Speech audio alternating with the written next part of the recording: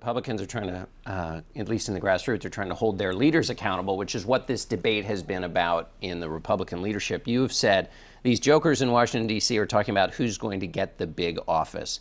But isn't this a big debate? In the grassroots, they say in Washington, they're not representing our interests. And some of the people who are in touch with those grassroots are having a fight over who the next leader will be. I mean, isn't that central to what the Republican Party believes, if their leaders match up with what the grassroots thinks? No, what's central is doing something. I mean, let's face it.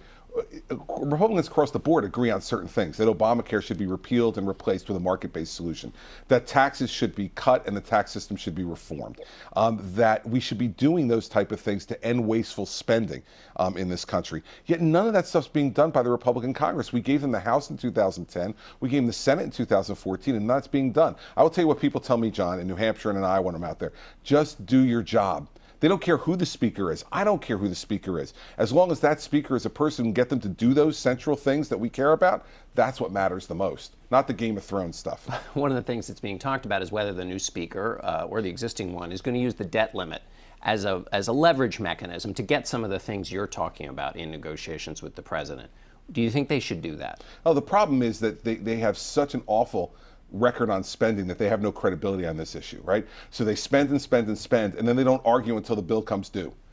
That's not what you do in state government. When you're a governor, you have to be on top of keeping your budget balanced all the time, which is what I've done for 6 years, cut spending over $2 billion, and vetoed every tax increase that's come to my desk, and balanced the budget by cutting over 800 programs. It's about being tough, standing up, and doing what you need to do, not waiting until the bill comes due. It's like ordering a huge dinner and then arguing with the waiter about what the check says.